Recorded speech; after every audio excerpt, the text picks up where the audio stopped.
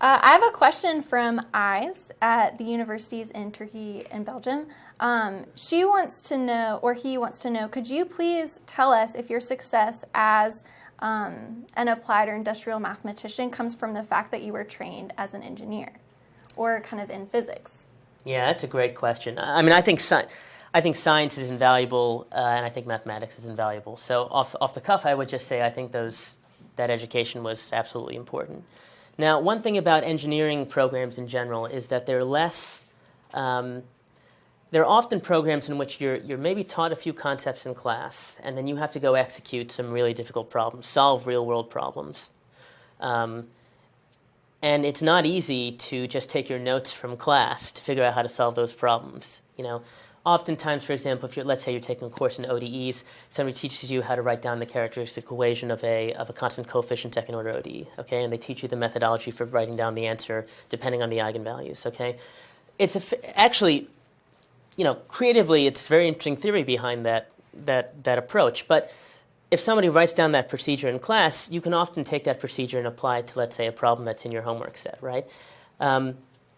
Oftentimes in engineering, you'll find that you can't do that. And so that training is really helpful in teaching you to be a problem solver earlier, dealing with ambiguity, dealing with more work than you can possibly do, and trying to figure out how to get to an answer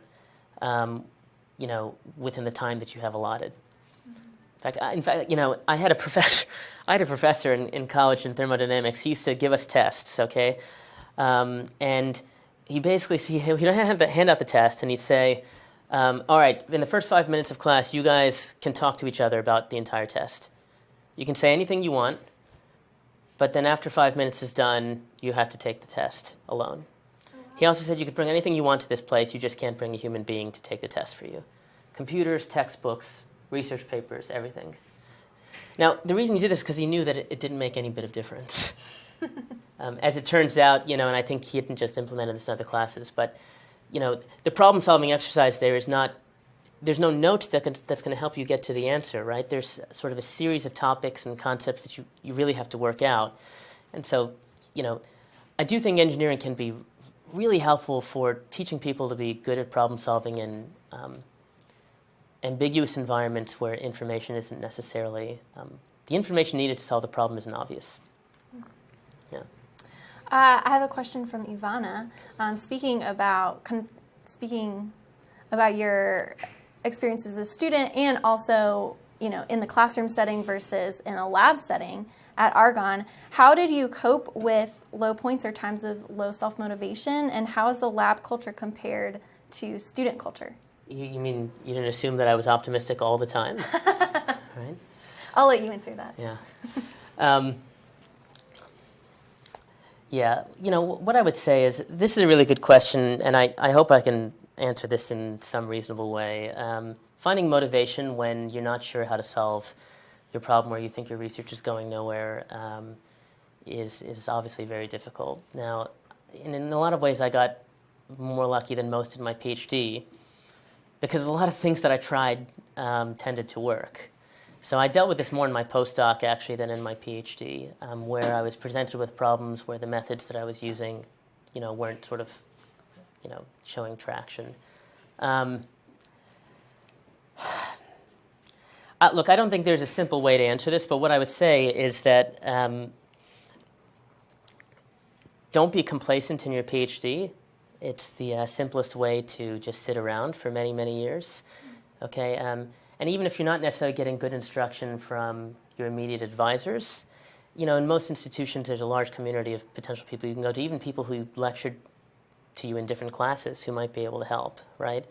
And it's very important to be upfront and I think a little bold when you don't think that things are going the right direction in talking to your advisor, okay?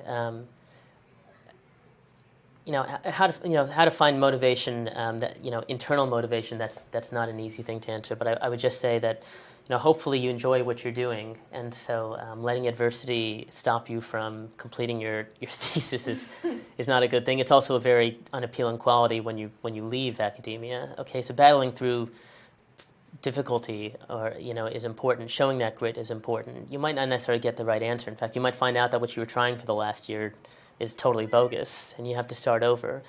But there is a framework that'll hopefully get you to the fact that your methods aren't working sooner. And failing quickly is tremendously important in industry, by the way, and particularly in the entrepreneurial life.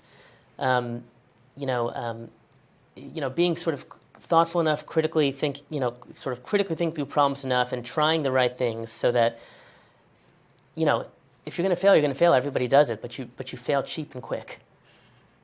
And it's sort of a well-informed mind that gets you there sooner. But you got to talk to people, and you have to be interested in your thesis and your research, and you have to be engaged.